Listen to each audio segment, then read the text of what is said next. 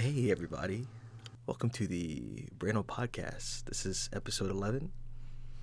This is February this is episode 5th. 12. Oh my lord. We messed up again. Hey everybody, I don't know what I'm doing.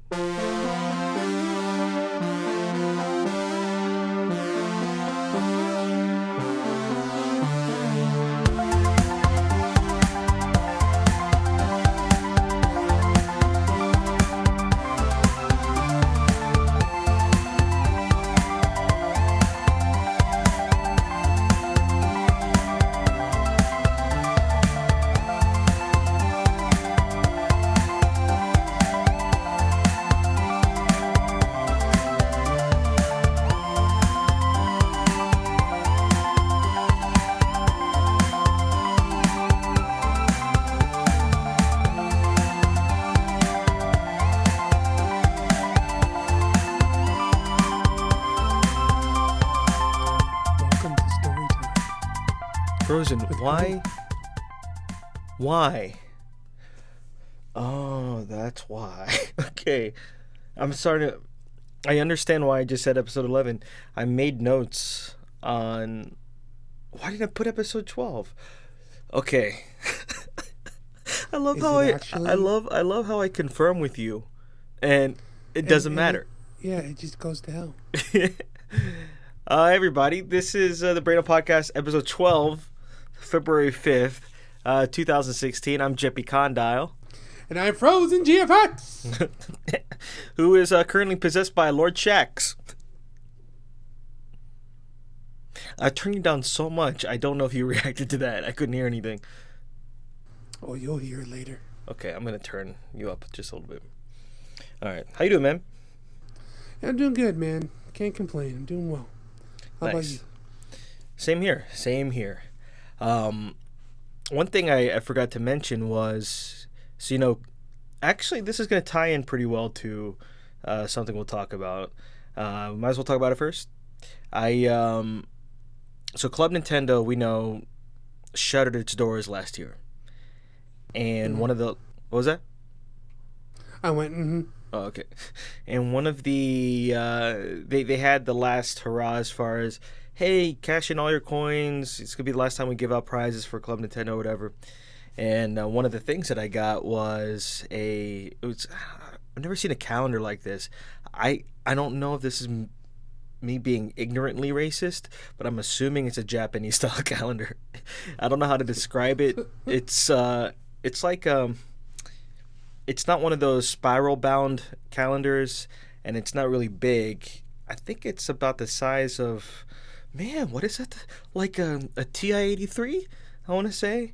And it's just basically a holder of different cards, and each card has, is obviously a month. And it's cool because I waited 6 months to use it. And it's February, and right now I'm looking at Toad holding... It looks like a wooden box with, like, chicken feed. And he's feeding What? 2 chickens, I swear. And on top of that, he's wearing, it's not covering his face, but he has it to the side. He's wearing a Bowser mask. I'll send you a picture later. Yeah, because nothing about that makes any sense. Hey, I am describing what I'm seeing, and I think on the wooden box I have it looks like, hold on. Yeah, it looks like Chinese characters. I don't know what it's saying, but either way, yeah. So Nintendo this past week gave a little bit more details as far as their successor to Club Nintendo. It's called My Nintendo, and basically it's going to start launching in March. And how it's similar to Club Nintendo is the idea that you can earn coins by purchasing games, and I don't know if there's something to do with surveys or not, but I don't know. I forgot what you can trade in those coins for. If it's for, like, I remember hearing last year that they were thinking about just doing digital goods, no more physical goods. I like their physical things. They're really cool to collect. But they also added platinum coins. Now, platinum coins, from what I understand, they're kind of like achievements or trophies where you can earn them well by playing games, but also if you just log on to the eShop, or if you I don't even know what else you could do. You could basically redeem those for non-purchasable goods, like I think they said wallpapers and stuff like that. But I don't know. I really wish Nintendo had a like an achievement system or trophy system. You know, Hmm. my gamer score would be off the hook. And at the same time, in March they're also so that's gonna be a worldwide launch from what I understand. And in March, they are actually also going to release their mobile app Miitomo, which is more of the social networking side. I think it's their own personal social network, and that should get. I don't know if it's a worldwide release, but I know Japan and I think the States definitely. Um, yeah, we'll see how that goes. I don't know, man. You know how much I love Nintendo. I really love them, but I still feel like I don't like the name My Nintendo. I don't know what it is. I just wish I think they could do better. I think something's getting they're either playing it too safe or something's getting lost in transition or translation. What do you Hmm. think? Well, I'm not the biggest, and this is gonna sound strange, not the biggest Nintendo fan. Even though I am a fan, I don't follow the news. I don't have the relationship that I believe that you have with them. It's a The very coin, intimate relationship I have with them. yeah, I would think so. The coin aspect of it, I mean, I can definitely see and I can understand that. Um, and I think you're right in saying that they should be doing that type of an achievement type of thing because it just brings an added value to it, even though it's not physical and you really can't do anything with it, But it's nice to have in there, and it's become kind of the standard with other consoles. Mm-hmm. Um, but no, I mean, I don't know. I don't really have a thought against it. I mean, it's pretty positive overall. Oh, that's cool. That's Yeah, I great. don't mind it. That's a great talk, man. Great talk. Let's see what else in news. Okay, are you familiar with what was going on with Arkham Knight in the PC port last year? I'm not familiar with the events that happened, but I did see the outcome. And what But I don't know what led to that. like which outcome are you referring to? That they canceled the release for Linux and Mac. Right. Yeah. Yeah, the So ports for that. that's exactly right. The Arkham Knight came out when was it? It was like June, I think, last year, and on the consoles it ran perfectly fine, and for some reason, on the PC version, um, certain copies were well, I mean, it did run the gamut, but certain copies were significantly buggy um, to a population that was significant enough to make Steam take that off the store, and then on top of that, uh, they I don't know if they promised, but they reassured everyone they were going to work on it and fix everything up and then re-release it, and they did offer refunds to the people who initially bought it. Then they when they re-released it later on, I forgot how long ago, like how much long after the release they re-released it on for PC. From what I understand, a lot of those bugs were still there. It might have decreased a little bit, but it was still very buggy, almost unplayable for a certain amount of people. To the point where, uh, to the point where Warner Brothers just pulled the game off the PC store and just decided to give everyone refunds, from what I understand. and on top of that, have Well, scrapped PC. Like they're not just gonna do it. I was shocked to learn that there was supposed to be a Linux and Mac version on the way, and I was like, after all that, I'm surprised they didn't cancel it for the other ones at the same time. But that I don't play a lot of PC games, mhm. and um, I do feel like I can sympathize with a lot of frustrated PC gamers when that happens. But that pisses me off, man.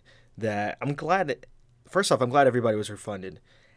But that pisses me off, and I'm glad that got so much publicity that big studios have to get their stuff together, man, before they release anything like that. I would understand if it was a game were buggy or kept crashing because of network issues, or server Yeah, issues.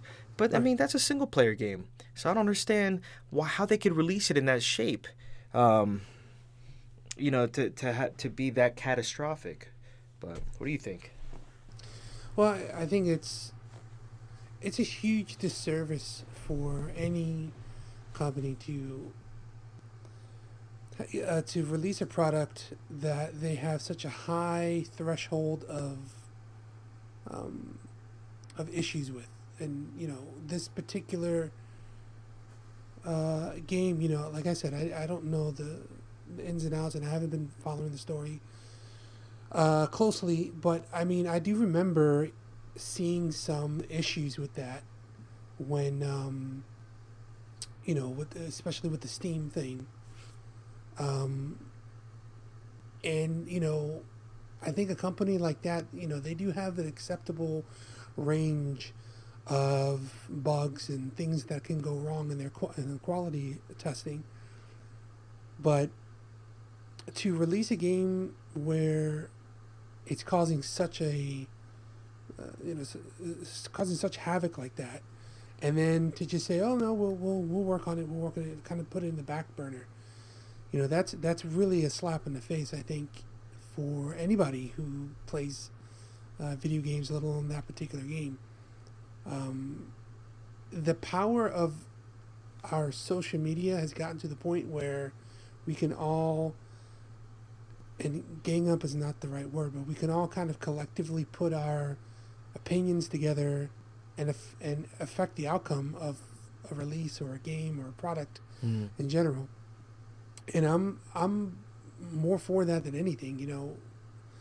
I don't believe that a product being served to a customer is going to be perfect 100% right from the start. There needs to be some collaboration with the actual customer who's using it, with that company, to actually cater to what they want, what they need, and also fix the things that, hey, it's not just me that's experiencing this. And I think going back to a few of last year with that whole Bungie situation with the pricing tiers of the expansion, there was such an outcry of disgust in the way that it was presented. Plus, you had a fuel to the fire with Luke Smith making the comments that he did. Hmm. Um, and I'm glad to see that companies are like, oh, hey, we messed up, and we'll fix it, or let's do the right thing by giving the money back in this particular case. But I have to think personally, there had to have been a discussion within their themselves to say, hey, we're noticing these things, we're hearing feedback, we got to address it. And there had to have been a group of people, or I don't really think of one person in general, but a group of people who just decided to be like, no, it's going to be all right, we'll work on it, and just put it in the back burner. And that's what really gets me upset. Yeah, granted, oh man, who was it? I forgot. It was a different studio that made the PC port for Arkham Knight, so it wasn't Rocksteady, from what I understand. But still, I mean, Warner Brothers. I mean, if you are publishing that, right?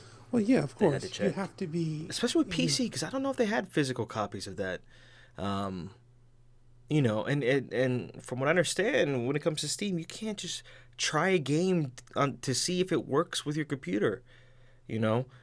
Personally, you yeah. have to invest the money into it, and then to find that out, man. Yeah. So, uh, Yeah, it sucks, man. And I think there's been other situations similar to that, and I can't really draw up any examples, but it seems like it's not the first, and it is not going to be the last time yeah. that we hear something like that. Unfortunately. Yeah. One more on the news front. Um, so, are you familiar with Peter Molyneux? Say that again. Are you familiar with Peter Molyneux? Molyneux? No. Okay. All right. So, the Fable games. Oh, okay, gotcha. Yeah. So that the guy who created that, he created, well, I think way back in the day, he created. I think it was a game called Black and White for PC, um, like a Oh, God yeah, I know that simulator, game. right? Yeah. The he's a guy that I think he could be a visionary to the point where he stands out, but I think his character and he seems to make a lot of promises with very poor execution. And I think, me personally, I think he just got lucky once. And he got lucky once to the point where um, he thought he's never done anything wrong, or he feels like he's never done anything wrong. And that lucky thing was Fable 2. I played Fable 2, never played the first one. I played Fable 2. Straight up, I, I liked it, but I didn't love it. A lot of people loved it, and that's great. That's fine. I don't even remember beating it. I think I did. I don't even know. And then I heard Fable 3 came out, and that was widely canned. And then I think his studio that he started, Lionhead Studios, he left after that. And then he started a new studio called 22 Cans, and he did this one. It's he did this one mobile game. I forgot what it was called, but do you know what I'm talking about? Where he did the it was just like a very big, from what I understand, it's a very big mass, and you have to keep tapping on it, and you start chipping away.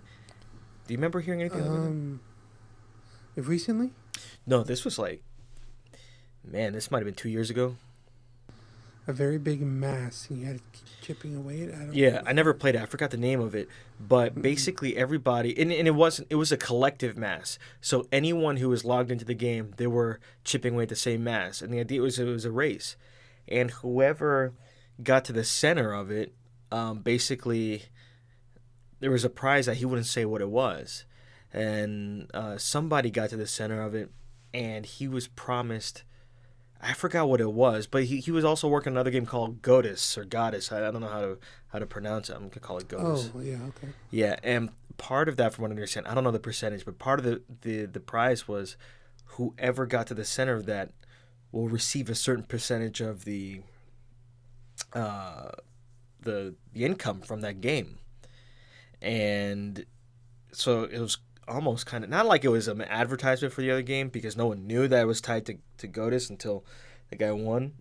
But then something fell through with that, and he couldn't even keep that promise well. And mind you, they created a new game called Godus. Oh God, I forgot to write down the name. It's a spin-off game from what I've read, that came out on early access, Steam early access, whatever that's called, this past week or whatever. And they just announced additional paid DLC or something like that. It caused a big kerfuffle. Um, but meanwhile, the original game Godus is quote unquote still in development, and this was it started being developed in 2012. I think it was a Kickstarter game, stuff like that. But this past week, his account, his I think his Twitter account was hacked, and you hear about this? No. His Twitter account was hacked, and then somebody tweeted from his account that he announced his retirement. And I think that guy should retire, because I hate to say it, I don't think he's contributing. That's unfair for me to say. I mean, that is very unfair for me to say, because I don't know the guy. Um, but I think he is. I think he doesn't deserve a lot of the positive hype that he's received over the years. Um, Yeah, I don't like him. You know, I remember vaguely remember something similar. You discussing about this gentleman and how you do not like him. This may have been years ago when we tried something else similar to this, uh I do remember you saying you were not a fan of it. Man, if it was way back then, what was that? That was like 2000. Holy crap! That had to have been when like Fable 3 came out. I think. Yeah, probably. Yeah, possibly. Yeah. Yeah. Uh, I just. Yeah, yeah. So the reason why I was thinking about that is I want your take on Kickstarter back games. Um, Obviously there are success stories, and there are not success stories, but also I do understand the inherent risk that comes with Kickstarter. But I okay, here's my real question: do you feel that if a game or if a developer were to ask for or to launch an Indiegogo or Kickstarter campaign or whatever, do you feel like that project from the get go is already somewhat tainted? Like, okay, I'll give you an example. For me, when if a developer or a studio were to announce, "Hey, we have this game coming out," no mention of Kickstarter. There's no hey, we need your help or anything like that. For me, and I know this is you can't say this for all games, but because there have been a lot of games like this that I'm describing that have been crap, but for some reason for me there's a bit of a legitimacy that comes with that, where it's like okay, it's an official game, but I feel like for some reason, even Shenmue 3, even though that would be kind of an exception, but I mean this does apply to Shenmue 3. If anything were to be announced as a Kickstarter campaign, I already feel like man, apparently this game isn't good enough for people to financially back it right off the get go. And I'm fairly certain that's not true for every case, but I mean I just had that feeling where it's just like ugh. That's what I'm trying to get at. So are you restricting this to just like um, publishers, like big No, publishers any that are type of asking? crowdfunding, anything. Okay. Oh wait, To hold be on, no, honest no, with no. you, I'm sorry. Oh no, I must like if it's a new indie studio or new developer that's never published a game before, um, I understand. I in fact I would think that would be the original reason for Kickstarter for projects like that.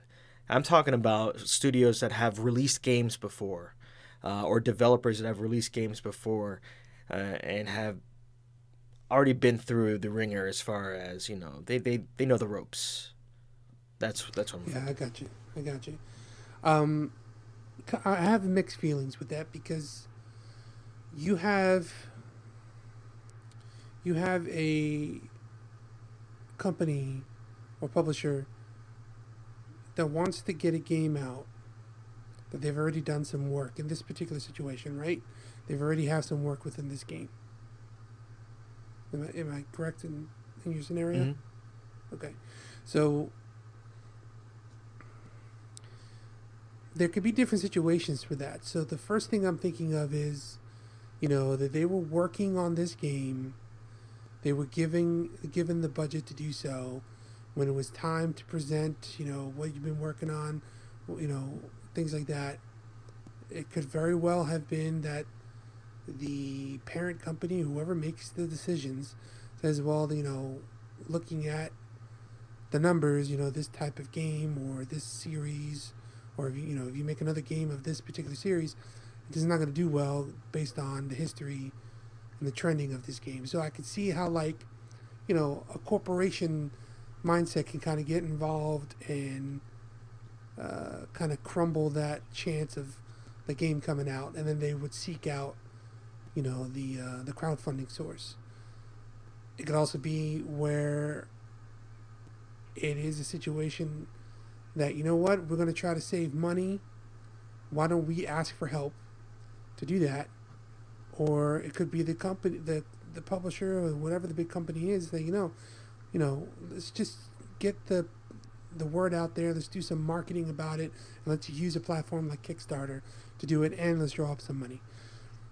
Those last two situations, I'm not too fond of, and I'm not saying that's happened. I don't know, but that's just something I thought of. Mm-hmm. That first situation that I mentioned, I would be okay with that if it's for a situation such as Shenmue 3, right? Or let's do it this way. Let's say Silent Hills, Mm-hmm. right? So, forgetting all the things that happened with Hideo Kojima, let's just say that the Konami didn't want to release the game, right? Mm-hmm. It didn't make sense financially. Well, if they took it to a crowdfunding site like Kickstarter, and the fans and the gamers and the people who would love to see this game come to fruition contribute, hey man, that's awesome. I'm helping to bring this game to light that I'm going to endorse and I'm going to play. The other aspect of it is independent developers, which I would think, like you said, is what this platform was originally intended for. The individual or independent group of people trying to bring their idea to life, and the only way they can really do so is having help with people out there, and I'm totally cool with that. I don't mind. I understand that there's many failures and things that are promised that don't come up at all, just kind of fizzle away. But it is an inherent risk that you take contributing to that. So and overall, I don't mind Kickstarter. I don't use it. I know you use it a lot more than me. I only used it once for that one thing. Yeah, that was for me. But exactly. But I like the idea. It's just I think now it is more abused by the situations that I mentioned I didn't like, where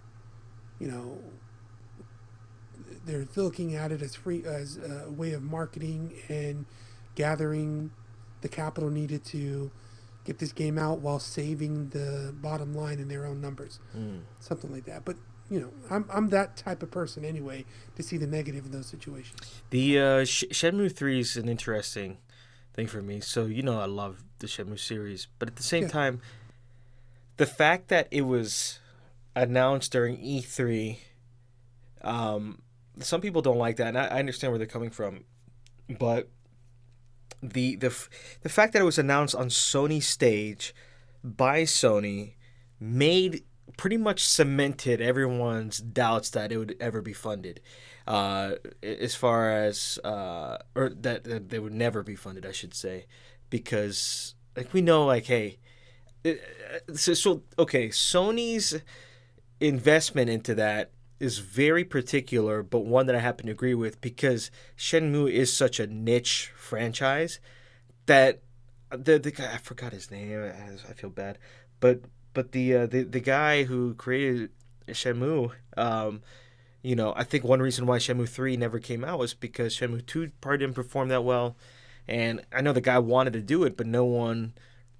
Sega, I guess, didn't want to invest, or Sega had some issues already with the financially, that they didn't want to invest the money to do it. So I would understand that Sony was like, hey, we would love to invest into it, but we just want to make sure there's enough interest. And I think one way to gauge interest is a good way to gauge interest is Kickstarter, because people have to show with money, and that's it's a surefire bet that, hey, if this does pass its goal, then we're going to get the game, no problem. So I don't think anyone doubted that. But one person that I always think of is Jonathan Blow. That man created Braid without any crowdfunding, completely on his own. But the idea was so great and so novel that even I remember when I first saw just screenshots of the game, I didn't think I would like it until I played it. And word of mouth spread where, he the game was great, and I took a chance on it. It was just amazing. But what the guy did, which was amazing, is that he took all the money from Braid and he just channeled it into The Witness. And I'm so glad The Witness wasn't crowdfunded either. And that's why to me The Witness feels like such a legitimate like hey, this is a passion project. And to him it's like he has so much, and I'm pretty sure he is concerned to an extent, but he has so much uh, passion and confidence put into that he knows it's a solid idea and that it was going to do great on its own. And to me, in other words, if Jonathan Blow were to put The Witness as a Kickstarter campaign versus how he did now, I really would feel like, oh man, he might not be as confident into it, or it would seem like there's a little bit of a panhandling mentality or a feel to it. If he's like, hey, give me money, and then I'll make the game, you know. Um, but he made wise financial decisions, for what I understand, to make the game without having to ask for any money. Where you compare to somebody like who's been pissing me off is Keiji Inafune, the Mega Man creator, with what he's doing with Red Ash and asking for more money for that before Mighty Number 9 comes out. Oh, and guess what? He's also working on an Xbox One game with Recore, where he's not asking for money. And he just seems like a big panhandler right now, and it really drives me nuts. Um, Peter Molyneux. I mean, if that guy, the way that I see it is, he had enough street cred that if he really had a good idea, like a really solid idea, he could sell it to a publisher no problem, you know? But I feel like his idea was not good enough that he asked people for money and hoping that his name would carry it. And he's to me, he's like I shouldn't I'll qualify it this way. He's a very sketchy and dishonest used car salesman. Because I'm pretty sure, I don't want to offend anyone out there, but like someone who just doesn't. He's very good at selling stuff that aren't what they seem, and that bugs me, man. And it always puts a bad taste in my mouth. No, I hear you. I definitely hear you. But anyway, that's all. That's all I got. What about you, man? Man, I gotta be honest with you. I don't have much to bring to the table today. Um, You got a question? well, actually, wait a minute. Right? I guess a little bit of news. So, have you heard about the new maps that are coming out for Rocket League? No, no. So there are going to be a couple of new maps coming out, and I think there's going to be some like themed items coming in. Like the flags or little things like that you could put into the car. But there was one map in particular. I want to say it was the name of it was called like Utopia Retro or something like that, but. It had a very Tron feel to look at it. Oh, that's cool. Yeah, so it was very like neon colored with a black background, almost like those light cycle things. But I'm not saying that the cars are creating those type of lines. It was like the patterns in the grass, I guess, or whatever the ground is. So. Oh, you mean like not the trails coming from the cars, but yeah, I see what you're saying. Yeah. Yeah. So on the ground, yeah. Like if the equivalent to the tire tracks, I guess. Yeah. I guess you could say okay, that, cool. yeah. That's cool. So I'm really looking forward to that. And then I was thinking, we haven't played Rocket League in a long time. Yeah, it's so been I a definitely long want time. to jump back onto that. Yeah. Yesterday, Mirror's Edge Catalyst announced they're gonna have the closed beta. You can start signing up for You it. gonna do it? Yeah, man, I already signed up. Nice. Now, signing up does not guarantee you access, but they're going across both consoles, Xbox One, PlayStation 4, and a PC. Whoa, hold up. Why would they need a beta? Is there like a multiplayer component? Well, here's the thing. That I don't know of. And I'm trying not to get too much into the story or what else they're going to offer. Mm-hmm. So I'm kind of staying out of that. But if you get chosen, get chosen. right? Yeah, You're man. down for it. Shoot, It's cool. if I am chosen on that, man, I'd be forever grateful. That's cool. And I think the game is slated to be coming out on launch for like the end of May, like May. Oh man, Yeah, it's May. 20 something. Yeah, Yeah, remember it was a month before No Man's Sky, that's right. and I you do only had remember that. so much time to finish Mirror's Edge. Crap. Hey, at least you have time, right? Yeah. And well, I mean, the thing is, I don't think Mirror's Edge is one of those games that's gonna take like months to beat. So I think you're gonna be fine. Yeah, I understand what you're saying. Yeah. What have you been playing, by the way? I don't think we talked about that. So let's see. I've been okay. So I'm playing Legend of Zelda: Oracle of Ages. Frozen. I do not like the Oracle games. I really don't. And they've been really pissing me off. I don't like how Capcom designed those games at all. They make no sense. Like logically, they don't make any sense. For example, I was doing. I'm almost done with the game too. I was just in a dungeon earlier, and you like the idea that you can't take a vase and pull it. Because I know if I could pick up a vase, like logically, if I could just pick up this vase and then just put it on that switch, I can open a door. Oh, but no, you can't. You can't do that in the game, Jeppy. You can't do that. And that pisses me off. It really drives me nuts. Just the logical, like it makes no sense. And trust me, I understand it's an old game, but it is a chore playing through that. And both Oracle games and the DS games and Zelda 2 are the Zelda games I've never played before.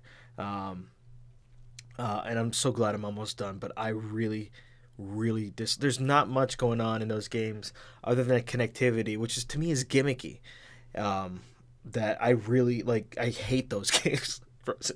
It's not like I hate those games so much. Now the thing is, Oracle of Ages they've done actually a few things that were actually very interesting to me. Like I really thought that's a cool twist, and that's a cool item. But I mean that is not nearly enough to. I just can't wait to be. I will never play those games again ever. I don't care about the secrets in there, which are you can go back and forth between games and unlock certain things. I don't care about the freaking Gasha seeds. They can just take them and shove them in the dirt. And I don't care for anybody except for Maple. Maple's the only person I care about. And Maple is this, every once in a while you'll be walking and then she's a witch and she'll be, like flying, and then if she runs into you, your rupees and items, they go all over the place and her stuff goes all over the place. And she's like all like sassy. She's like, you're in my way. And then you have to race each other and try and grab it. I think she's adorable. But outside of Maple, screw those games. That, and granted, Minish Cap, they did a lot better. Capcom did. But I refuse to really, in my heart, accept those Oracle games as Zelda games. They really drive me nuts. They really freaking drive me nuts. I'm almost done with them. So I've been playing It's all right, that. man. Breathe. Just breathe. I'm trying. Let's see what else we played. Oh yeah, oh man, I started Uncharted 2, the remastered version. Digging that. Even though I've noticed, man, they don't have many enemy character models because I just got into a gunfight with octuplets. Apparently, they were all the same guy. Either that or this must be happening during the Clone Wars and Star Wars, which would make a lot of sense. But no. So I'm playing, but I mean, outside of that, the game's really great. I started Gravity Rush Remastered. That game's fantastic. That game's very, very charming. Came out this past week. And, man, there was something else. Oh, yeah. So, and I told you this, Bob's Burgers pinball. Incredible. It's just incredible. Nothing more you need to say there. But I mean, as far as off the top of my head, that's where I'm at now. What about you, man? What have you been playing? And Destiny. Really. Oh, what? And Destiny, sorry. Same things, man. You know, Phantom Pain, Destiny. I had some issues with Riven today. I was trying to record a new part, Mm-hmm. and I don't know what happened, but the game like crashed, and I tried loading it back up, and it crashed again. So I got to figure out how to get around that because I don't want to leave an uncompleted series. Mm-hmm. But in the meantime, I'm going to be picking up the Journeyman Project and, of course, Pillars of Eternity. Cool. Other things I've been playing. Gone Home, right? I hope you continue Gone Home. Well, yeah, Okay. Gone Home.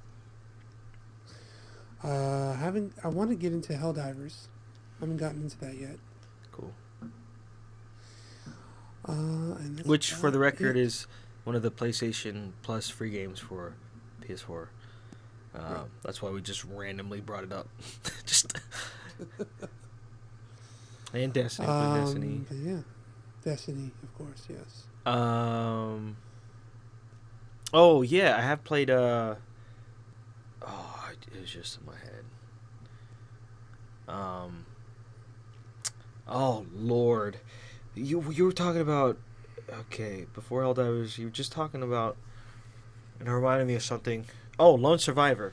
Yeah, so I started Lone Survivor, and we posted part 1 yesterday on YouTube. And that game's creepy, man. That game is scary. It's scary stuff.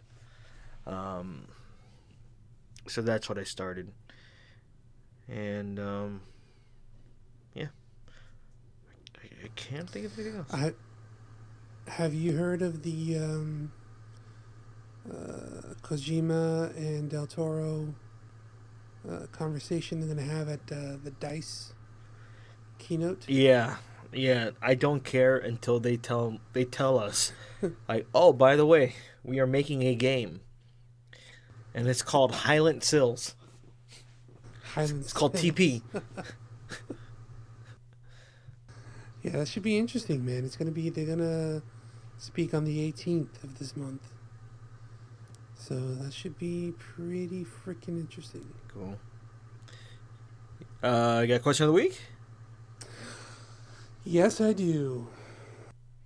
All right, so question of the week is: you wake up tomorrow. I'm closing my eyes. I'm really like Yes. picturing what you're saying. All right, so you wake up tomorrow. You notice that you are a villain from a video game. What villain are you?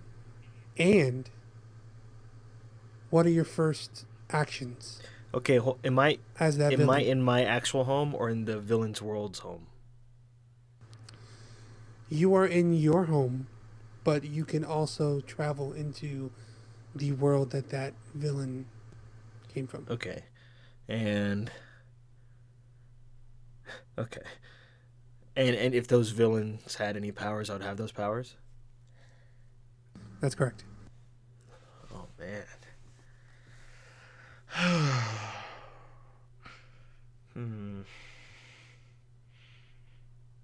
We were talking about video game villain, correct?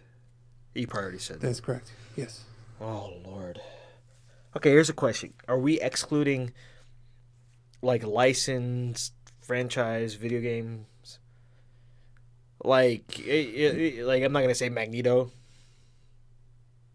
Oh, yeah. So we're No. talking about just characters that at least were originated from video games. Yes.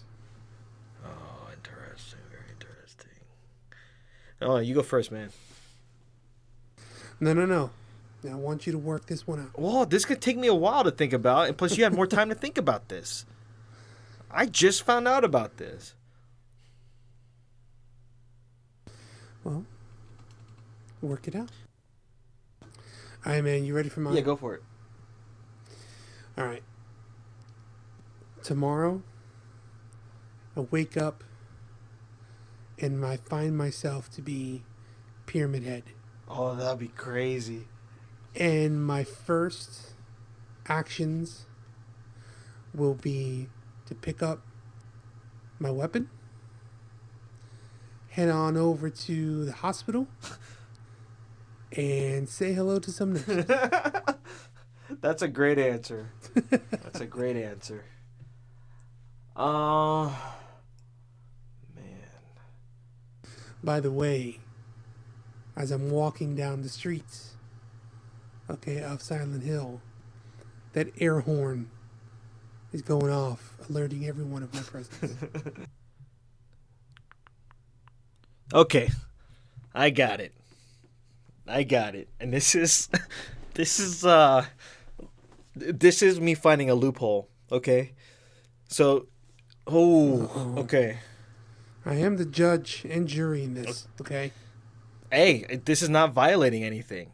A loophole means that this still follows suit. So, you can't do anything about it. So this is just a. Just want to double check. Okay, this is just a warning. So if anyone, I'm just saying, okay, I'm just gonna say it. So with this possible spoiler warning, it is a spoiler. But BioShock Infinite Comstock. That's who I would be. I am not familiar. Okay, so I'm about to spoil the crap out of it. That's fine. Okay. Spoiler alert. Spoiler alert. Spoiler alert. Spoiler. Okay, so you familiar with Colombia, the floating city? Oh, okay. I'm about to say the country. No, yeah, Escobar. Are you? Yeah. And are you Pablo Escobar? Narcos, the video game. Which, if there were one, I'd pick it. So basically, but are you familiar with the floating country, the floating city of Colombia? Yeah, okay. Yes. Okay. So Comstock is he started that, and he was like the head honcho there. So immediately, if I were him, that would be I would just run everything, and I could have anything I want there, right? Plus, that place is colorful. I love color. The idea is that it turns out the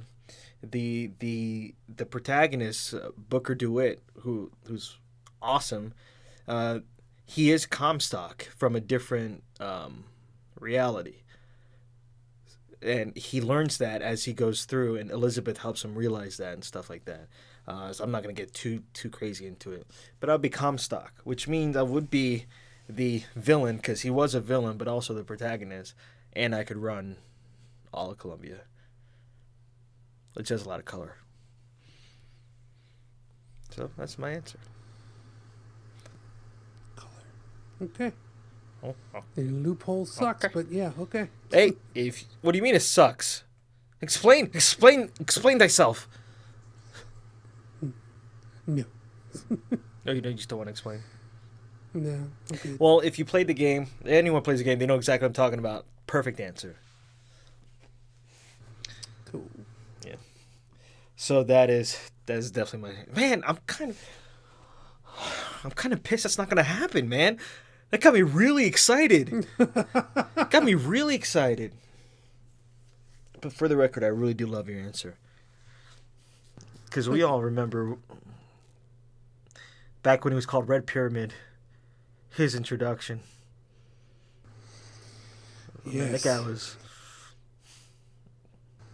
He knew what he was doing. He went. He knew Exactly. He knew. He took what he James was wanted like. and had James was like, yes, no I shame. understand him.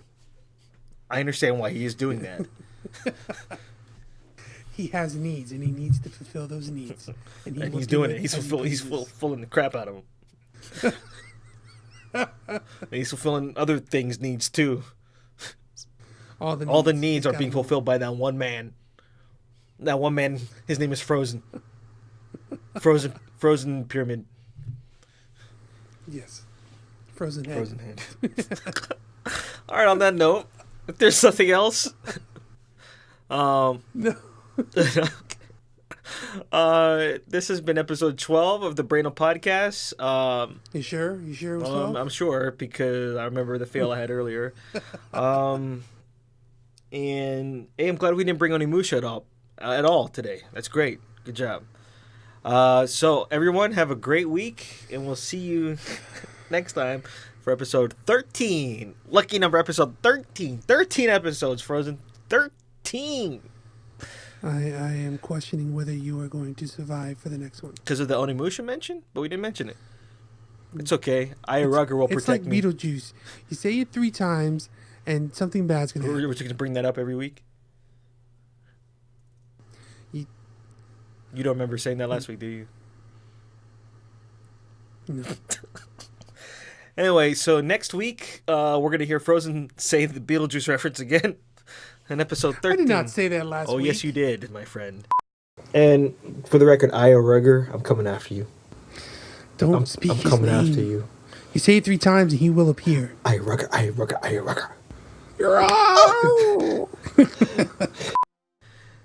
What? Yeah. I'll let you listen to the podcast, and you bring it up. Anyway, peace out. All right. Peace. I'm just hung up on you again.